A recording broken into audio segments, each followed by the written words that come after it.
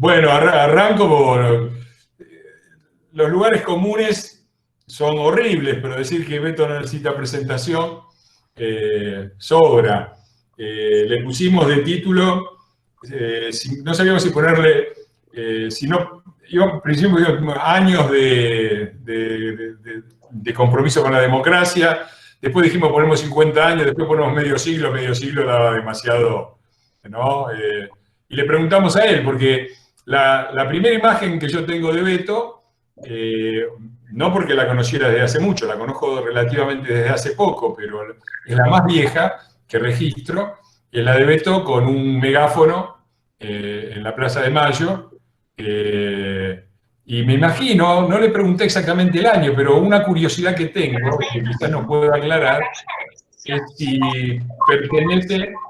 Los micrófonos, chicos. Los micrófonos, por favor.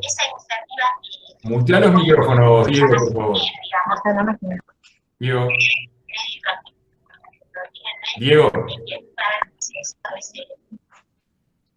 Ahí Fernando, lleva tiempo. Le pido a la gente, por favor, que apague sus propios micrófonos. Solo quedan abiertos los de Fernando y Luis. Gracias.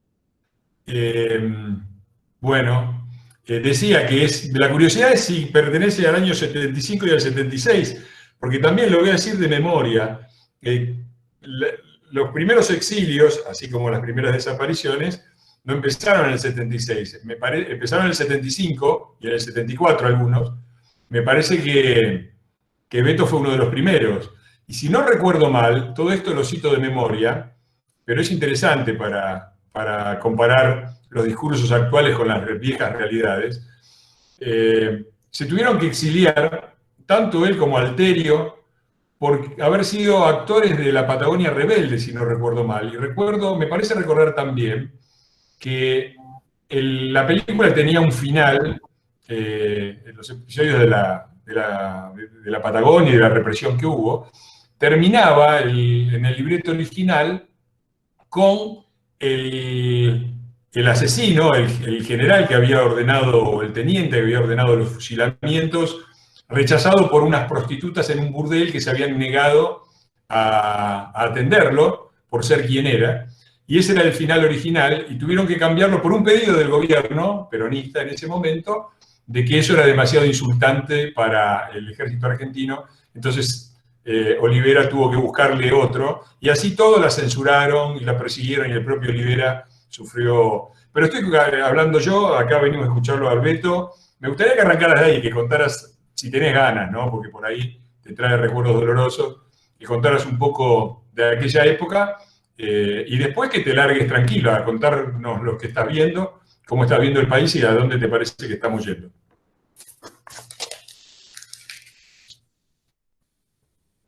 Hay que desmutearse, desmuteate. Beto, desmuteate. Estás mudo.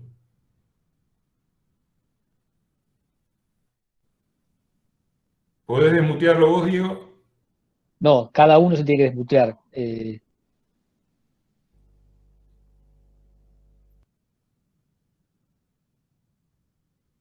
Luis, en el simbolito del micrófono.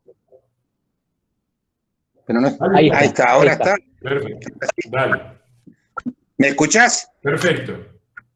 Bueno. Mira, sobre la Patagonia Rebelde, la película, en aquel entonces se empezó a filmar en enero del 74, ¿no? Por aquel entonces no había cámaras portátiles de televisión como las hay ahora, de a miles, porque de haber existido ese elemento técnico, podíamos haber hecho 2 películas. Mientras filmábamos una, filmábamos la otra, la parte de atrás de las cámaras, porque la historia estaba muy viva todavía y había protagonistas vivos, etc. Pero bueno, fue toda una aventura, fue muy, muy intenso la filmación. Filmamos en Río Gallego, filmamos en Río Turbio, se filmó también en otras localidades de la provincia de Santa Cruz, y los interiores fueron todos en los estudios Baires de Don Torcuato. De modo que después vino, la obra se terminó, se dobló y empezaron las incógnitas sobre si la podíamos estrenar o no. Hasta que, bueno, finalmente se pudo estrenar. Yo creo que fue bastante decisiva la actuación del que era ministro de Defensa de aquel gobierno, que era Ángel Federico Robledo, que tuvo una actitud muy ponderable en ese momento. Y bueno, finalmente se estrenó. En realidad, la historia esta de las prostitutas se discutió durante la escritura del guión. ¿Cómo? ¿Perdón? No, fue un error. Alguien que se conectó. No toquen los micrófonos, por favor, muchachos. Dale. Pero en realidad no se filmó. No, en el guión definitivo de la película no estaba esa escena. No estaba eso. Y la preocupación era que la película no tiene ningún personaje femenino. Bueno, así fue la cosa. Pero lo cierto es que no todos, pero muchos de los que participamos en esa película, después formamos parte de la lista negra de la dictadura en el 76. Pero bueno, fueron años complicados, muy complicados. En el 74 fuimos amenazados junto con Héctor Alterio, Guaraní, Nacha Guevara, Norman Brisky y yo por la AAA, amenazados de muerte. Bueno, nos fuimos, algunos por más tiempo que otros. Yo volví a los 10 meses, porque entre tanto hubo elecciones en la Asociación de Actores, yo era el secretario general, hubo elecciones, me eligieron como candidato y ganamos las elecciones frente a una lista peronista. Ganamos las elecciones en el 74, en octubre del 74. Bueno, yo a los 10 meses me volví y poco después me hice cargo de la Secretaría General de la Asociación de Actores. Después vino el 76, formé parte, encabecé la lista negra, porque el 24 fue el golpe, el 26 me echaron de Canal 9, así que ahí arranqué yo. Inauguré esa larga lista de actores, músicos, compositores, poetas, escritores, novelistas que estaban en esa famosa lista negra. Y bueno, entre tanto tuvimos que seguir, como estaba suspendida la actividad política y la actividad gremial, tuvimos que seguir al frente de la Asociación de Actores, por eso estuve bastante más tiempo del que yo hubiese querido estar. Me tocó estar hasta que volvió la democracia, digamos. Yo asumí en el año 72, en noviembre del 72, y me fui el 9 de diciembre del 83. ¿Por qué digo esto con tanta precisión? Porque el 10 de diciembre del 83 asumió el doctor Alfonsín la presidencia de la República y yo acepté el cargo de asesor en el área cultural en forma ad honorem, porque lo que yo quería era trabajar como actor y hacía casi 8 años que estaba prohibido. Entonces tuve el honor de acompañarlo al presidente Alfonsín hasta el final de su mandato. No sé qué otra cosa más le puede interesar, pero las cosas cambiaron enormemente.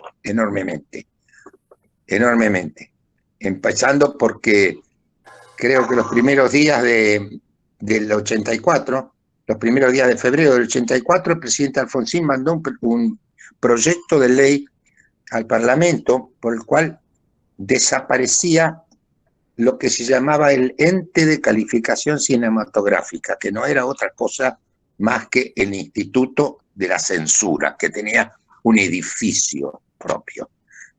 Que cuando el presidente promulgó esa ley, yo podría conseguir la fecha y podríamos destinarla a algunos de los diputados que me están escuchando. Sería bueno que esa fecha en que se promulgó la desaparición la censura en la Argentina se podría definirse como el Día de la Libertad de Expresión. Bueno, esto... Tomemos nota de eso. Hablar. Y el famoso, esta foto con el altavoz, esa en la Plaza Mayo, en una de las tantas manifestaciones que hemos hecho a través de los años, muchas veces a favor de la libertad de expresión, en contra de la censura, muchas veces, y éramos muchos los que participábamos de esos, y los actores participaban mucho de ese tipo de manifestaciones. Después, ¿Cómo estás viendo eso, Beto? Perdón que te interrumpa. ¿Cómo estás viendo eso ahora? ¿Te parece que hay plena libertad de expresión o te parece que hay aprietes a voces opositoras e independientes?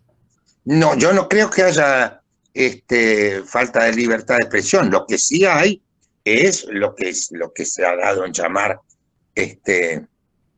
la grieta, que es una cosa que entonces no existía, y entonces ya el periodismo toma partido hay canales que responden directamente al gobierno, entonces algunos de los que no pertenecemos a esa forma de pensar estamos prohibidos, no interesamos. Ya no como actores, porque los actores es poco lo que trabajamos en televisión, y con este castigo que es esta epidemia, ya ahora no trabaja ninguno. Pero lo que sí hay es una división muy grande. La asociación de actores es una asociación partidaria, la asociación kirchnerista de actores, a la cual yo después de 56 años de afiliación renuncié porque no me siento representado, y en ese sentido creo que desapareció porque era una entidad que tuvo un gran prestigio, que luchamos mucho durante los años más duros de la dictadura, y era una entidad donde los que dirigíamos y los que estábamos al frente de esa responsabilidad, cada uno tenía su pensamiento. En el caso mío, yo no tenía pertenencia partidaria hasta recién el año 1982, que me afilié al radicalismo, pero yo había otros compañeros que sí lo tenían, pero el tema político no estaba en primer plano. En primer plano estaba nuestra responsabilidad como dirigentes gremiales, ad honorem, porque era la naturaleza de ese gremio, que es uno de los 3 gremios más antiguos del mundo.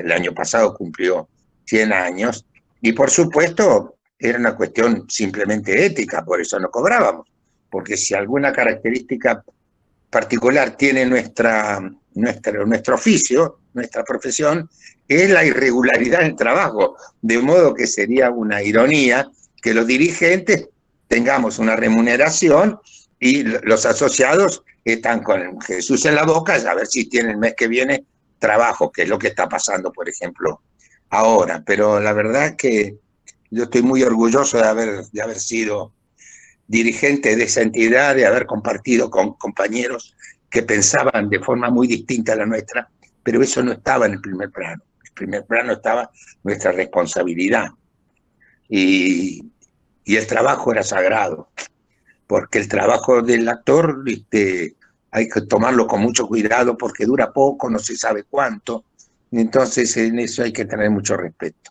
Así que yo te diría que en este momento yo no creo que haya limitaciones a la libertad de expresión. Lo que sí hay es una mirada sesgada sobre quién es quién. Entonces, el que no piensa como uno se ha transformado no en un ciudadano que piensa de otra manera o pertenece a otro partido, es un enemigo directamente. Entonces, esto es jodido, esto es complicado, porque no está institucionalizado, pero existe, está. Y esto es uno de los daños que ha producido el kirchnerismo, y que si bien es cierto que siempre hubo diferencias políticas en la Argentina entre dirigentes sindicales o lo que fuera, no existía la necesidad de crear enemigos para justificar la actuación de los que estaban en el poder. Esto sí, yo no lo recuerdo con tanta nitidez. Esto no existía.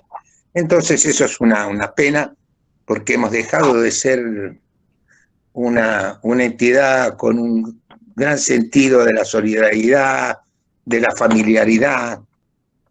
Digo, si yo les cuento que cuando nacieron mis hijas en el año, bueno, ya no puedo decir la edad de mis hijas, así que hace mucho, digamos, pero la Asociación de Actores nos regalaba una cadenita de oro con la medallita de la Asociación Argentina de Actores a cada compañero que tenía un hijo o una hija. Imagínense lo que era esa entidad, y cuando empezábamos, entramos en la profesión, era desesperación afiliarnos a la Asociación de Actores. Había una especie de filtro, nos daban un carnet de cartón cuando entrábamos, y al cabo de 2 años, ya habíamos hecho algunos aportes, nos daban el de cuero, que era el de veras. Pero era todo un episodio ser socio de la Asociación de Actores. Era importante para todos nosotros. Te hago una última pregunta bien amplia, como para que vos agarres para donde te parezca, y después abrimos a las preguntas del resto del público. ¿Cómo estás viendo hoy al país, al gobierno y a la oposición? Bueno, no tengo nada bueno para contarles. Al país lo veo con muchas dificultades. El episodio que estamos atravesando es verdaderamente muy grave. Esta epidemia es una cosa muy, muy grave, y que va a producir mucho daño, y en nuestro país no va a ser la excepción. El haber estado tanto tiempo en cuarentena no nos ha hecho bien, y al país mucho menos, de modo que estamos frente a dificultades importantes. En cuanto al gobierno, yo nunca imaginé que el gobierno sufriera un deterioro tan rápido, en tan poco tiempo, un gran deterioro que proviene de diferencias insalvables, me parece. Espero que no sea así, pero pareciera ser en el seno del propio gobierno. Y esto, como yo ya tengo unos cuantos años, ya tengo varios gobiernos peronistas, y algunos muy, muy dramáticos, yo espero que no vuelva a pasar lo que nos pasó en los 70, por ejemplo, que una diferencia dentro del peronismo la terminamos pagando entre todo el país. Creo que no va a pasar esto, porque hay una diferencia en cuanto a antecedentes. En cuanto a la oposición, yo creo que la oposición yo de la oposición puedo hablar de Juntos por el Cambio, que me parece que están teniendo una actitud valiosa, ponderable, que está muy sólida, que tenemos un futuro por delante, y que están operando de un modo distinto al que opera el peronismo, como debe ser, naturalmente, ¿no? De modo que lo único que yo espero es que de una vez por todas se habilite el Congreso de la Nación, la Cámara de Senadores y la Cámara de Diputados, y puedan haber reuniones de comisiones normales y sesiones normales. Es necesario que se normalice la vida de la justicia, es imprescindible, es impostergable, ¿ya? Y además hay algunos proyectos que tiene el gobierno que, además, digamos, de la impunidad, tiene, no sé si alguna otra cosa que le interese mucho, pero lo fundamental es eso. Y en este sentido la oposición tiene que estar muy alerta para no dejar pasar cosas que no pueden pasar, inadmisibles algunas de ellas. Pero, pero está compleja la situación. Pero quiero yo agregar algo a lo que vos no me preguntaste, Fernando. Dale. Porque me preguntaste por cómo veía el país, cómo veía el gobierno, cómo veía la oposición. Y yo veo otra cosa también que quiero señalar. En una de esas me equivoco, pero prefiero decirlo a callar. Yo creo que algo ha cambiado en la Argentina. Yo creo que en el 2015 pasó algo que los estudiosos de las sociedades, de lo social, del ánimo social, no sé si lo han percibido o no lo han considerado. El triunfo de Cambiemos en el 2015 yo creo que puede ser el comienzo de un cambio.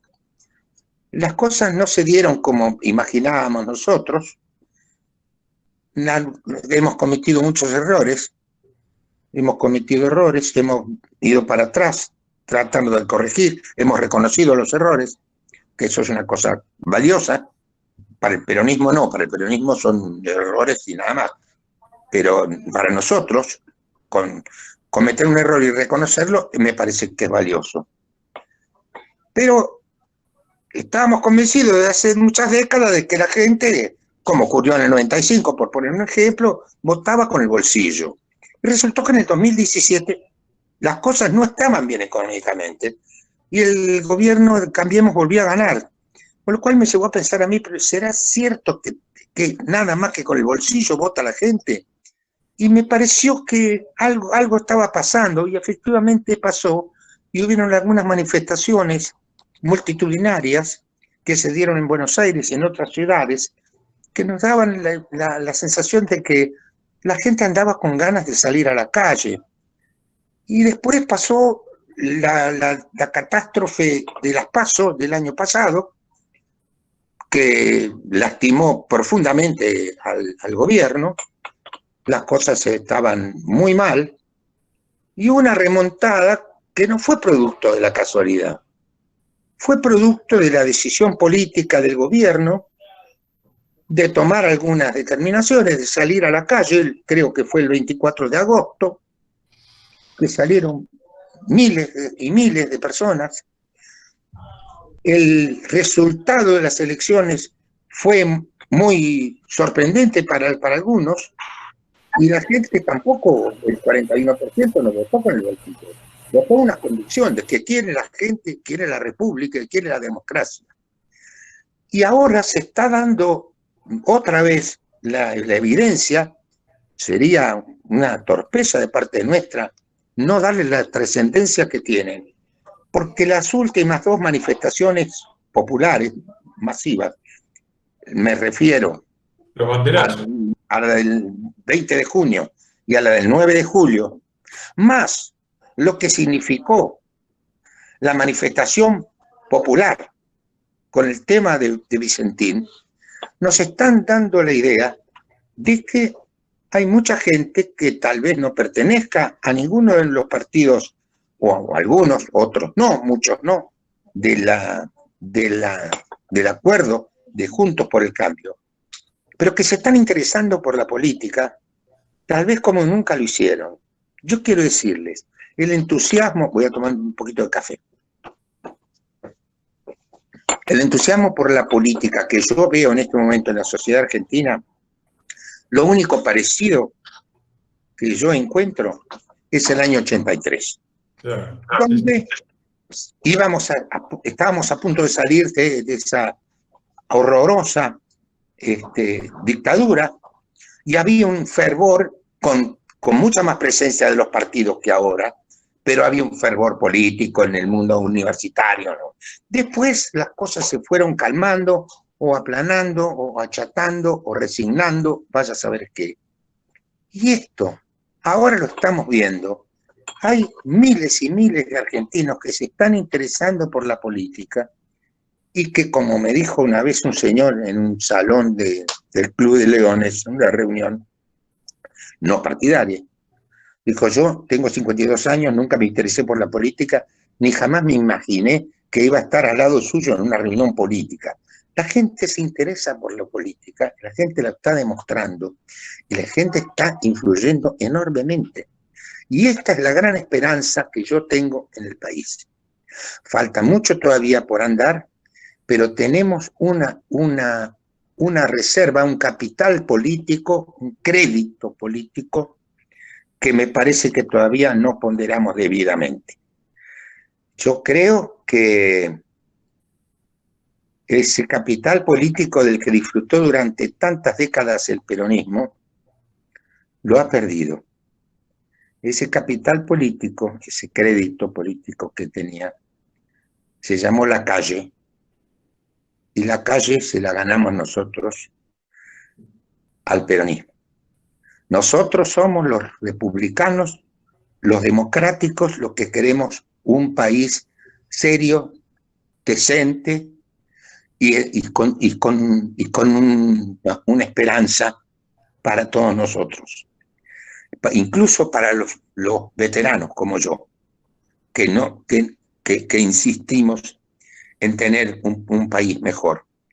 Esto es lo que me interesaba decirles, porque me parece que es el mayor capital político con el que podemos contar. Bueno, te agradezco tus palabras, que creo que a todos nos han hecho emocionar, y te agradezco también la comparación, ¿no? De comparar el 2015 con el 1983, me parece muy acertado. Y me permito señalar una coincidencia que espero que no se repita, una coincidencia feliz, pero que espero que no se repita, que fue que entre el 83 y la siguiente vez que la Argentina republicana se dio una oportunidad de salir de la encerrona, yo me acuerdo que Alfonsín hablaba del pacto sindical militar, ¿no? Y entre mis proyectos, que en el momento oportuno voy a tratar de impulsar, está de volver a presentar tal cual, simplemente a modo de provocación, la ley Mucci, la ley de reforma de las organizaciones sindicales, y voy a invitar a firmar la ley a todos los que se dicen alfonsinistas, empezando por el diputado Moró, a ver si le da la cara para decir que no. Pero la coincidencia feliz que quería marcar es que entre el 83 y el 99, que fue la siguiente vez fugaz en que la Argentina se dio una oportunidad de salir a la democracia republicana, pasaron 16 años. Y entre el 99 y la siguiente, pasaron 16 años, fue el 2015. Sí. Circunstancia feliz que espero que no se repita y que tengamos una oportunidad mucho antes que eso, y confío en que va a ser así por los motivos que vos enumeraste. Pero perfecto. No más, sí, dale. Pero hay un detalle además, y que lo hemos dejado a un costado de todas las discusiones o de los deseos o de las aspiraciones. Este gobierno terminó su mandato, muchachos, después de 91 años que no pasaba en la Argentina. Y eso no es producto de la casualidad. Es producto de que hay una sociedad que ve las cosas distintas. Yo recuerdo bien las huelgas generales que se le hicieron al gobierno de Raúl Alfonsín. Eran una fiesta, porque cerraba el comercio privado. El 11 estaba cerrado. Se cerraban fábricas, corporaciones empresarias se solidarizaban con la CGT. Era una fiesta. ¿Por qué razón Alfonsín padeció de más de 400 saqueos y el gobierno de Cambiemos no tuvo saqueos? ¿Por qué tuvimos tan pocas huelgas generales a pesar de que piquetes tuvimos casi todos los días de lunes a viernes? Sábado y domingo no. Sábado y domingo, para sábado y domingo están las manifestaciones populares que hacemos los que queremos la República. Pero por alguna razón ocurrió esto. Me parece que vale la pena señalarlo, Fernando, sumando a lo que acabas de decir, que se terminó ese gobierno y la CGT no se comportó de la misma manera, los negocios no cerraban, no, era distinto. Digamos, la recuperación de la democracia se tomó en la Argentina con una frivolidad espantosa, digamos. Ahora que estamos en democracia, todo vale. Y la verdad que todo no vale. En democracia hay que respetar, hay que hacer valer los derechos, y junto con los derechos hay algunas obligaciones que los argentinos vamos a tener que empezar a respetar. Muy bien. Bueno, vamos a a las personas. Toma la manija nuestro enganche, que es Diego, y hace el pasaje entre la defensa y el ataque, recordando Bien, muy la bien. brevedad, ¿no? Y que hoy vamos a tener que cerrar a las 20:15, tengo que cerrar porque normalmente vamos hasta 20:30, pero esta vez tenemos que cerrar 20:15, tengo que ir al programa de la terapia de noticias, así que vamos a terminar unos minutitos antes. Dale, Diego. ¿A dónde, a qué programa vas a ir? A terapia de noticias. Muy bien, muy bien, muy bien. Bien, muchísimas gracias. Bueno, vamos dándole la palabra a algunas personas que en el chat se anotaron. La primera es Cristina López Barbieri, si ella se puede habilitar su propio micrófono y como siempre, recordando brevedad en las preguntas para que podamos participar la mayor cantidad de gente posible. Cristina. Sí, hola, ¿qué tal? ¿Cómo están? Un gusto verlos. Me encanta el tema de, quizás no que nos interesemos en la política, sino el tema de enseñar a la gente, esté donde esté y ocupe el lugar que ocupe, que el pueblo tiene derechos y obligaciones, y que el mío termina donde empieza el del otro.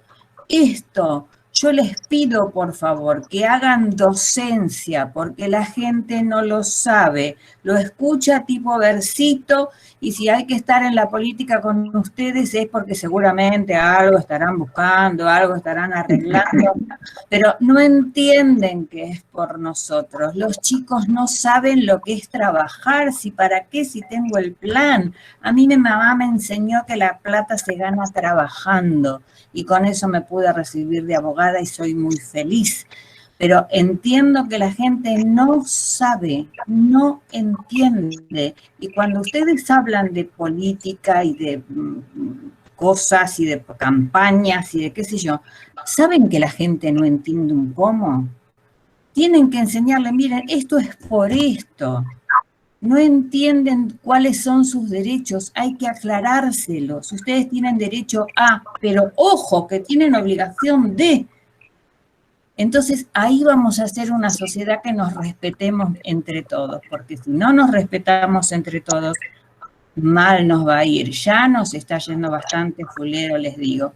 Entonces, la pregunta es, ¿en algún momento ustedes ven o tienen pensado este tipo de instrucción al pueblo que yo les digo, que me parece fundamental, porque así saben de qué se trata, como el 25 de mayo? Muy bien. Bueno, voy a contestar yo. Te agradezco la intervención y la reflexión. Efectivamente, tenemos que hacer una tarea docente, pero de una manera distinta, tenemos que recrearla, porque una de las cosas por las cuales mucha gente se alejó de la política y descree de la política es porque la política se denigró mucho, se degradó mucho. Y porque además, una de las características que supo sostener el peronismo cuando estuvo en el poder es el temor, digamos, a la represalia. Con lo cual, ya participar de la política implicaba un riesgo. Y en esto fueron muy certeros en esto. A nosotros no nos tienen miedo, pero me parece que nos tienen respeto.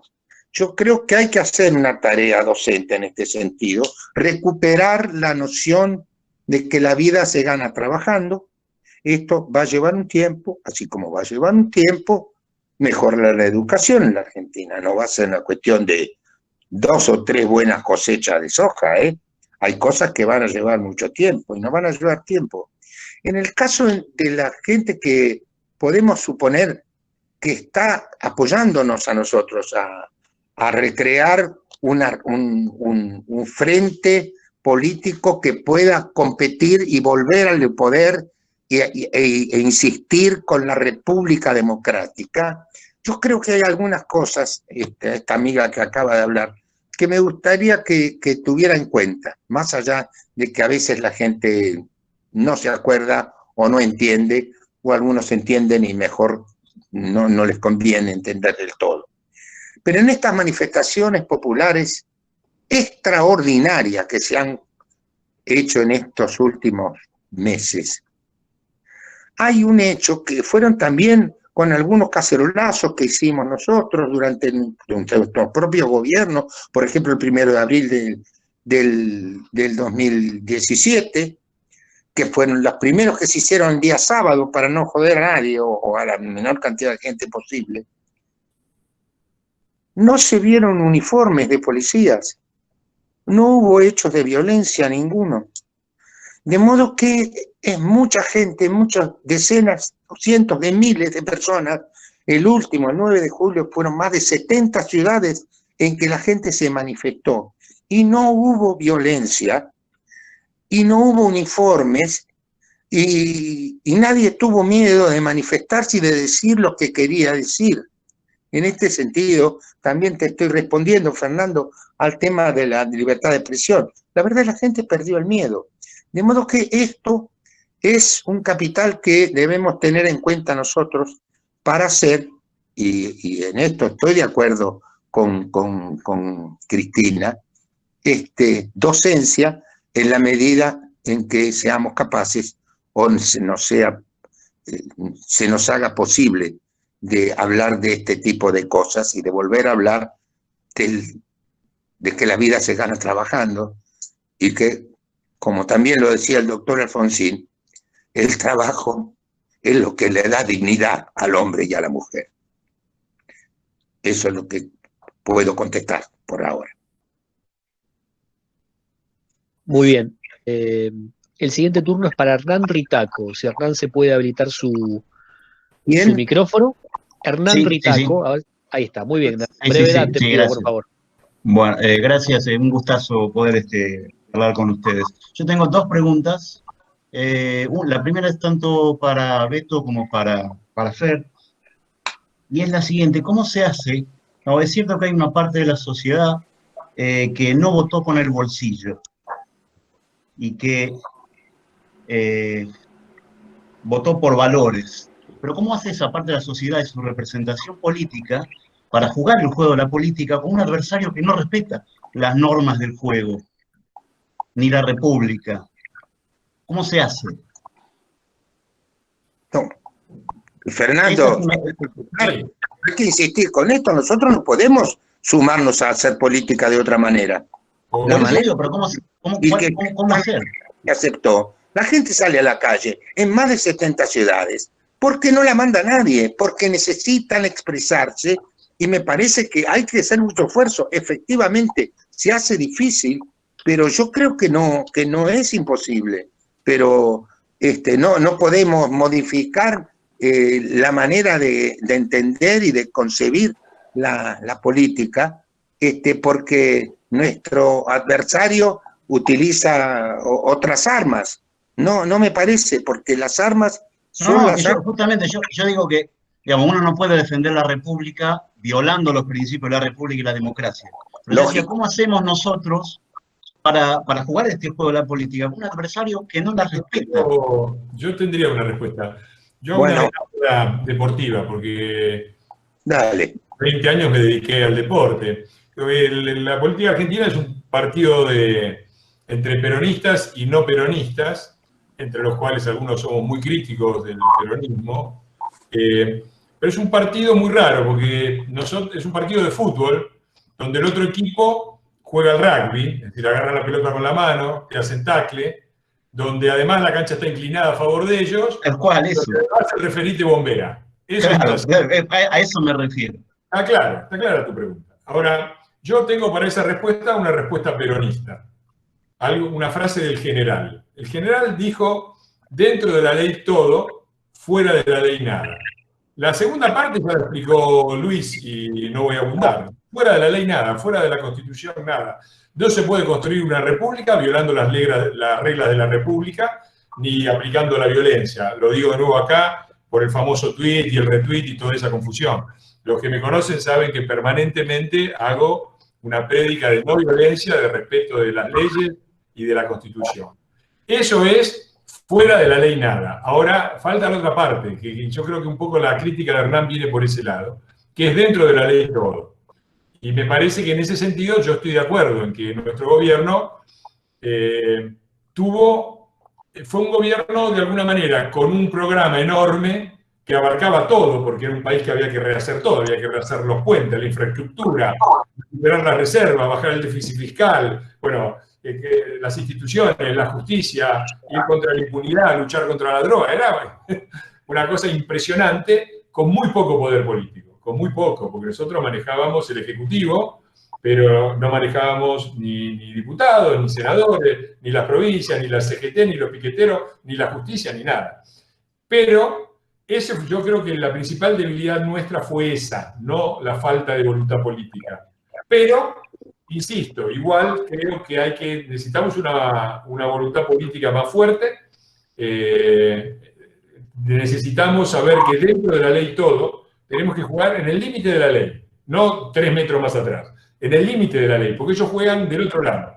Entonces nosotros tenemos dentro de la ley todo, eso dijo el general. Y yo estoy de acuerdo y creo que si lo volvemos a hacer, va a ser muy importante el 2021, porque el 2021, si volviéramos al gobierno en el 23, en el 2021 se define si vamos a tener mayoría en por lo menos una Cámara, la de Diputados, lo que cambiaría bastante la relación de fuerzas. Yo que estoy dentro y Beto que ya estuvo, sabe lo que significa tener una Cámara donde tenés mayoría y ya tenés un problema solucionado, y no que cada vez que tenés que meter una reforma de las muchas que necesita el país, tenés que empezar a remarla en el dulce de leche contra los diputados, contra los senadores, contra los gobernadores, contra la CGT, contra los piqueteros, contra el Papa, contra la justicia. Es muy difícil. Bueno, yo si me permiten voy a hacer trampa, tengo una preguntita más cortita. No vale, Hernán, no vale. No, pero es fácil. Beto siempre habla de Alfonsín, y yo quería preguntarle acerca qué opina de la actitud del hijo de Alfonsín, de Ricardo Alfonsín, respecto a este gobierno y a Cambiemos, y a Juntos por el Cambio. Voy a ser breve. Yo tuve una relación intensa con Ricardo Alfonsín. Creo que hace tiempo que está desorientado, por decir algo, y me parece criticable su actitud. Es todo lo que puedo decir. Muy bien, muchísimas gracias. El siguiente turno de pregunta es para Virginia Miller. Le pedimos a Virginia que se habilite su micrófono. Virginia, ¿está por ahí? Estoy acá, buenas tardes. Brevedad, por favor, y una sola pregunta. Sí. Beto, coincidiendo con vos en que la civilidad está haciendo una movida increíble. Yo vivo en Bariloche hace 28 años y nunca como el 20, los últimos 2 banderazos, yo vi una movilización semejante. Bueno. Ahora, coincidiendo un poco con Hernán, que acaba de hablar, yo también creo que dentro de la ley todo, fuera de ella, absolutamente nada, pero nos estamos midiendo con un contrincante que no mide absolutamente nada de lo ético, te pasa por encima como una topadora, y yo digo, ¿de qué manera nos podemos diferenciar de ellos? Pero de un modo proactivo, de un modo que se vea que nos estamos plantando frente a ellos y no dejándonos avasallar. Voy a contestar. Debe haber maneras, pero de todos modos yo le rogaría que tuviéramos a ver si podemos hacer el ejercicio de ver el vaso medio lleno. Porque estamos hablando de que se llevan todo por delante, y la verdad es que no se están llevando todo por delante. Este gobierno reculó muchas veces ya, en menos de 7 meses. Lo de Vicentín fue una cosa extraordinaria, fue un episodio importantísimo. Y fueron varios intentos que han postergado su presentación. Hay proyectos de cambiar, por ejemplo, la legislación, la justicia, pero cuando la gente se manifiesta, el peronismo no es impermeable a eso.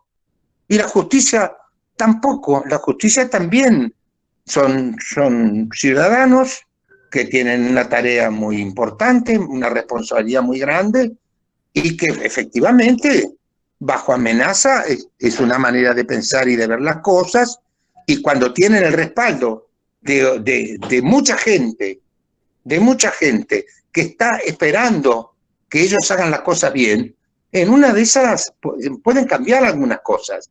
Pero digo, no es todo, no se va a llevar todo por delante. Si de algo estoy seguro, es que este gobierno, que tiene más líos adentro que afuera, más líos adentro que con la oposición y con la sociedad, no va a hacer todo lo que se le ocurra.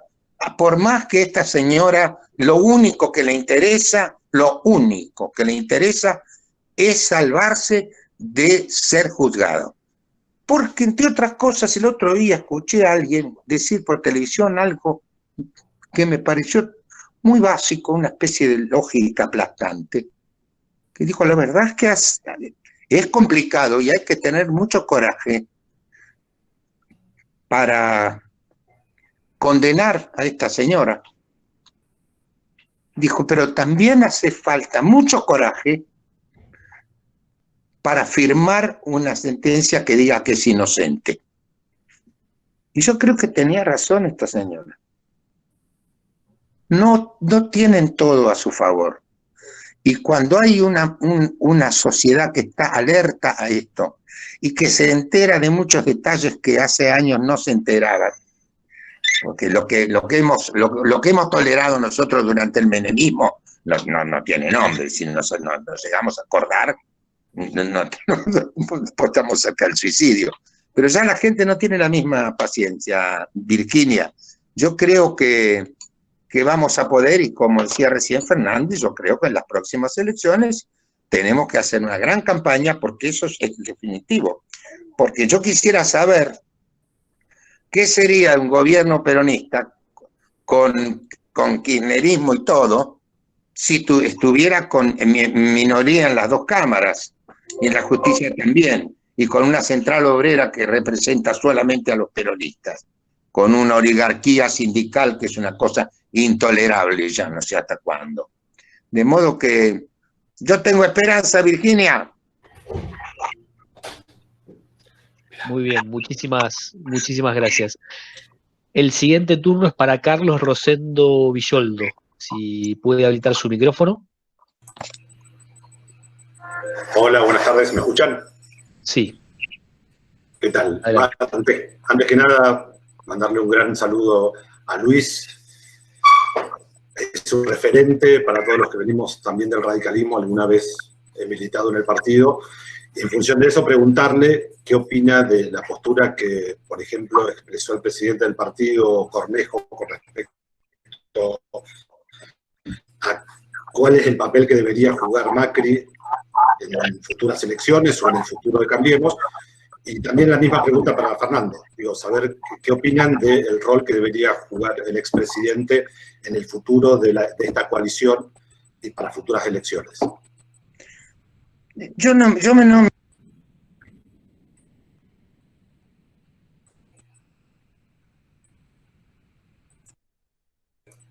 No te escucho, Luis. Te muteaste, Luis, tocaste algo y te muteaste.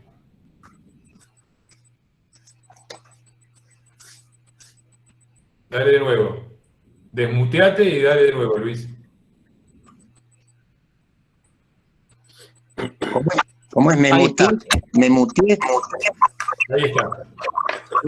Este lenguaje es una cosa. Me silencié, emudecí, digamos.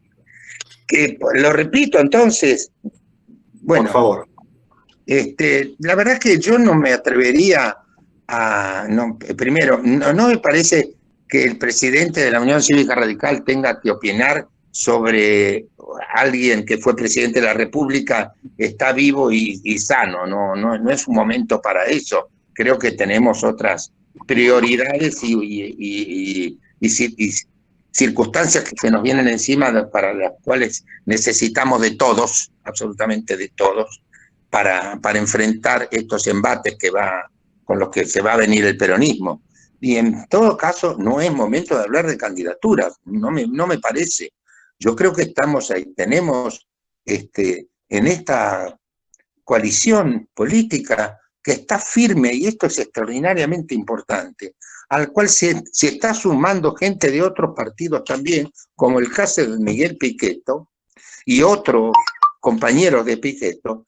Me parece que es muy auspicioso esto, porque tenemos cuadros muy importantes en los tres partidos, o en los cuatro, si se suman estos que estamos hablando, para poder dar una pelea electoral, una batalla electoral con buenas perspectivas para el futuro nuestro. De modo que no me parece que sea el momento ni de firmarle certificado de defunción a nadie, ni de hacerlo candidato a nadie en este momento. Muy bien. Muchísimas gracias.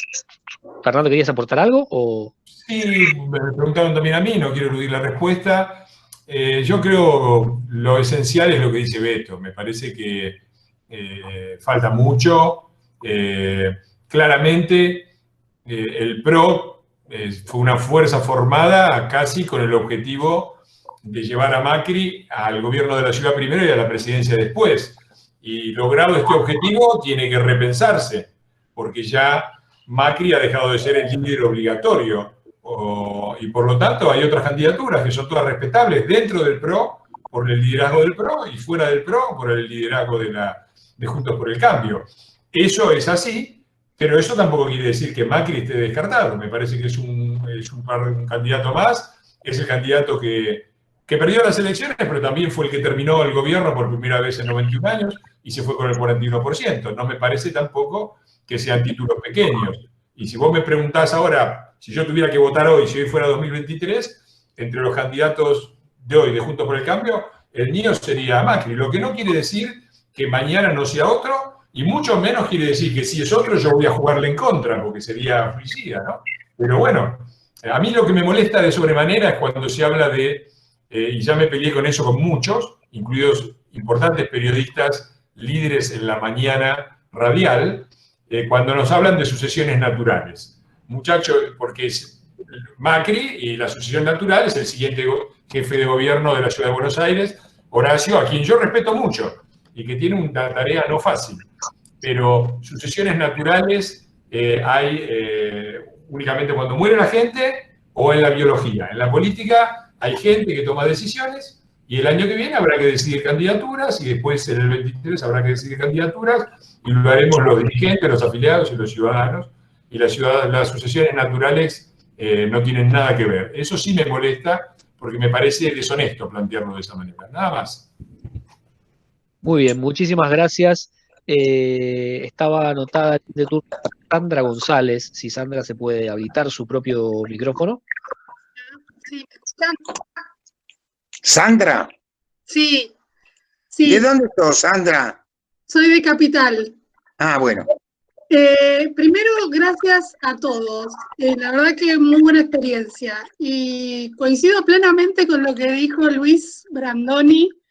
Yo milité solamente en el radicalismo con Alfonsín y después es como que en el país vino, no sé, como una etapa de muy malos gobiernos, muy malas experiencias. La gente se desinteresó de la política después de la crisis del 2001 y cuando gobernó Macri yo lo voté, pero no era macrista. Sin embargo, me hice macrista por ver que del otro lado querían otra vez voltearnos, otra vez los piqueteros, los sindicalistas, bueno, etcétera. Participé en las marchas y creo que eso se despertó mucha gente. Ahora, mi preocupación, y esta pregunta es para los dos, es la cámpora, el peronismo, los piqueteros, todos tienen como las feminazis, los pañuelos verdes. Ellos es como que están militantes en la juventud con distintas consignas.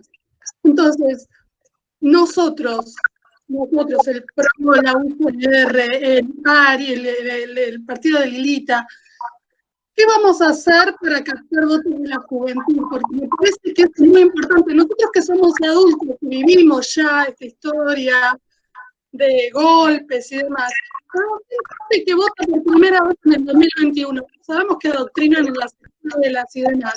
Eso me parece que es algo que hay que ponerle foco. No sé si está trabajando en algo. Es algo que realmente me preocupa.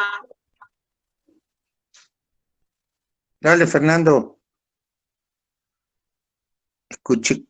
Estoy. Sí. La juventud. Mira, es difícil porque la juventud y los artistas, con algunas excepciones, una de las cuales tenemos aquí, son... Sí. A mí me gusta mucho la forma de ver esto que tenía Freud. Freud hablaba del principio de la realidad y el principio del placer, ¿no? Y en general las personas cuando somos jóvenes tendemos más bien al principio del placer y paulatinamente adquirimos la noción de la realidad y el principio de realidad empieza a predominar. Pero y los que son sobre todo del principio del placer son los jóvenes y los artistas.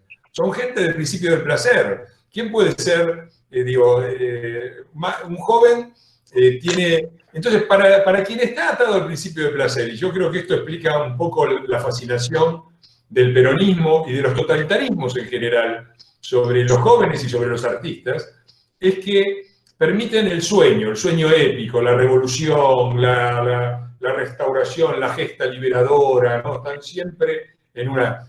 Y nosotros los republicanos, es más difícil enunciar la narrativa, el relato republicano, porque aún en el mejor de los casos, aún cuando llegás al poder, nosotros encarnamos un poco eso, ¿no? La defensa de la república, la lucha por el campo y contra la justicia por misma. Y cuando llegamos al poder, lo que tenés que ofrecer es esfuerzo, paciencia, trabajo, las cosas van a cambiar de a poquito. Entonces, eso desencanta a los jóvenes, eso desencanta a los del principio del placer, que quieren todo ya enseguida. Entonces, es difícil llegar a los jóvenes, pero es algo que tenemos que tratar de hacer. Y tenemos que tratar de hacerlo todos juntos, con nuestros hijos, en las escuelas, en las universidades. Es muy importante, por eso yo valoro tanto la presencia de Luis, porque no es siempre...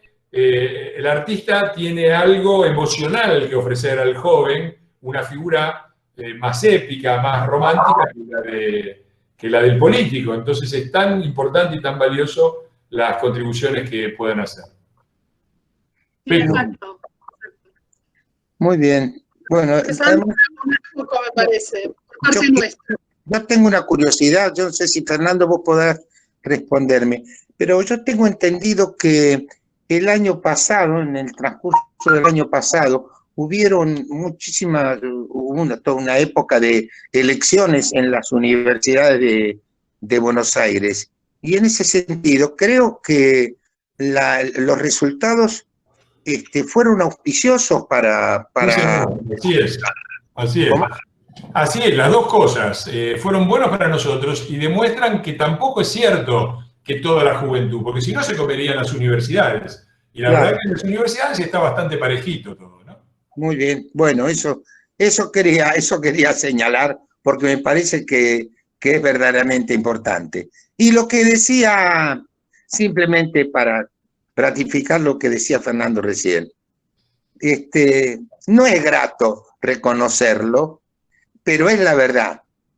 La democracia no es épica. La democracia no hace goles todos los días. La democracia, un gobierno democrático, no se preocupa del titular principal de los diarios más leídos. La democracia es una tarea más bien rutinaria, ojalá que lo sea así, donde las cosas que deben hacerse se hagan, donde los derechos se respeten y donde las obligaciones existan para todos por igual. Pero no es épica. Esos fervores de los cuales supimos disfrutar muchos de nosotros en su momento, se han transformado, se han trastocado, se han convertido en aspiraciones más sólidas y tomadas con más paciencia, por decirlo de alguna manera. Muy bien. Hay una cosita chiquitita, que hay una película maravillosa sobre la atracción del totalitarismo sobre los actores, que es Mefisto, una vieja película que muestra muy bien cómo el totalitarismo, con su fascinación, y a la vez que es una mezcla de atracción y creación de miedo y de recompensas monetarias, va captando todo un sector de la sociedad. Se las recomiendo. Es verdad, es verdad. Bueno. Diego. Muy bien, ahora sí. Carlos Fortuny era la persona que estaba anotada. Si Carlos se puede habilitar su propio micrófono. Hola, ¿me escuchan? Sí, Carlos. Hola, ¿qué tal, Luis? Hola. Yo me afilié al radicalismo por Alfonsín. Fui a mi primer acto político porque me enamoró la épica de la democracia. Está bien, como vos decís, que hoy son tiempos distintos, pero nosotros, o por lo menos yo soy de los que piensa que no va a haber 2023 si no hay 2021. Y yo veo que las cosas están difíciles. Y lo voy a resumir en 2 o 3 palabras nada más. Este año ya está quemado. En cualquier momento estamos festejando fin de año, con pandemia, sin pandemia, y ya estamos el año que viene, el año electoral. Nosotros, siendo gobierno, en las últimas elecciones, mi mujer se anotó como fiscal en una mesa en Exaltación de la Cruz, ahí en los pagos de Lilita. Y a las 4 de la tarde estaba llorando de las cosas que veía y de las cosas que se negociaban. Y me mandó un WhatsApp y me dijo, esta elección la perdemos. Entonces, tomando también las palabras de Fernando, que dijo al principio de jugar al límite de lo legal, yo creo que es un límite que nunca debemos traspasar, pero sí jugar al límite, tenemos que tener mucho cuidado en las próximas elecciones, porque esta gente tiene un proyecto de gobierno en el que no está contemplado irse en el 2023, bajo ningún punto de vista. Entonces, vamos a tener que, por un lado, transformar este 41% en mucho más, que creo que es la parte más fácil, pero tenemos que cuidar muy bien las urnas y tenemos que tener otra actitud en el momento del comicio. Eso es lo que yo reflexiono, porque me preocupa mucho. Muchas gracias, Carlos. Muy bien. Gracias por tu participación como fiscal y coincido. Nosotros, desde luego, estamos muy alertas y trabajando. Yo hoy, por ejemplo, tuve una reunión con la gente, estamos tratando también de movilizar a los argentinos en el exterior, que es un sector de voto poco explorado y que es muy favorable a nosotros en el voto. Lo digo no por darme mérito, sino por decirles que estamos trabajando y estamos pensando eso. Va a ser complicado, la Cámpora maneja el correo, o sea, no la vamos a tener fácil. Pero nosotros vamos a poner todo en la cancha, ya que estamos con metáforas deportivas, vamos a poner todo en la cancha y confiamos en que ustedes nos ayuden en una tarea fundamental, que es la de fiscalización. Muy bien. ¿Te parece que con la fiscalización solo alcanza? No, por eso arranqué diciendo que nosotros también. Nosotros los dirigentes tenemos que trabajar a nivel de la estructura, de la Cámara Nacional Electoral, del correo, tratar de garantizar todo, cuidadores internacionales, todo eso está en la carpeta, desde luego. Lo que digo... Me parece que más... Perdón. Sí. No, digo, me parece que es más importante eso que los votos. Todo es importante, todos los votos, la fiscalización y lo que podemos hacer nosotros. Diego, si te parece, bien, una más, sí, porque tengo ya el equipo de La Nación tratando de armar perfecto. De mi casa. Entonces, como ven, el gato acaba de subirse a mis rodillas, así que... Le damos la última pregunta a Noelia Carioli, si Noelia se puede habilitar su propio micrófono, y le pido más brevedad que nunca. ¿Noelia está ahí? Sí. Hola, sí, perdón, tenía todo apagado. Muchas gracias por la oportunidad. En realidad es muy corta. ¿Qué probabilidades creen ustedes que puede tener el plan de Cristina de reformar la justicia, reformar la Corte? ¿Cómo lo ven? Gracias. Yo lo veo difícil, no le va a resultar tan fácil como creía. Por eso hay un mal humor tan grande dentro del gobierno, porque a esa señora lo único que le interesa es zafar de la cárcel y de un fallo adverso.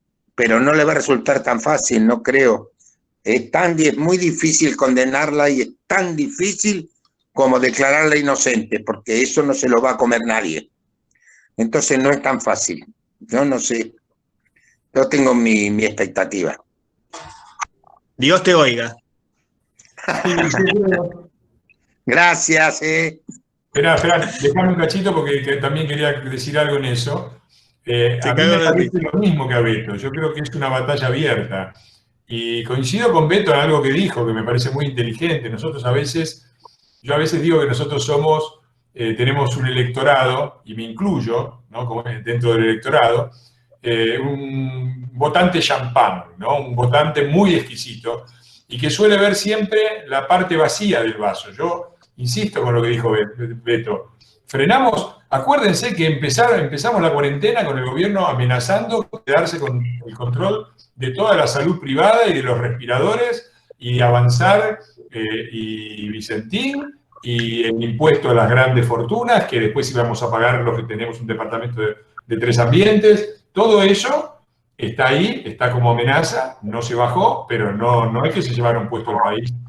Y si uno lee la experiencia de la década de ellos, que ellos venden como la gran epopeya, la verdad, las perdieron todas, avanzaron con todos, pero no llegaron al final con nada. No se quedaron con Clarín, no lograron reformar la justicia, no metieron la reforma constitucional, no pudieron reelegir, fueron una colección de derrotas. Y no fue porque no quisieran, fue porque los paramos. Y yo creo que tenemos muy buenas chances si seguimos trabajando todos juntos y no nos desmoralizamos y no caemos ni en la desesperación ni en la resignación. Creo que tenemos chances de pararlos. La reforma judicial yo creo que hay que empezar a batallarla desde ahora, porque depende mucho del Congreso y porque nosotros no le demos espacio, no le demos quórum, no le demos los votos y no nos comamos otra vez el verso de que, bueno, hay que reformar la justicia, abramos el juego y después nos damos cuenta que en el medio de lo que le está pasando ahora, ¿no? Todos estamos a favor de la moratoria, pero si me metes en el medio de la moratoria Cristóbal López, yo ya no estoy más a favor. Yo creo que no tenemos que dar quórum, tenemos que votar en contra y tenemos que movernos todos para que nuestros representantes hagan así, porque si queremos pararlos, nosotros tenemos que poner todo en la cancha y jugar dentro de la ley todo, como dijo el gran general. Y no digo más nada, no sé si querés cerrar vos, Beto. No, muchas gracias, querido. A vos, muchas gracias a todos los amigos y amigas que... Muchas gracias. Muchas gracias. Gracias.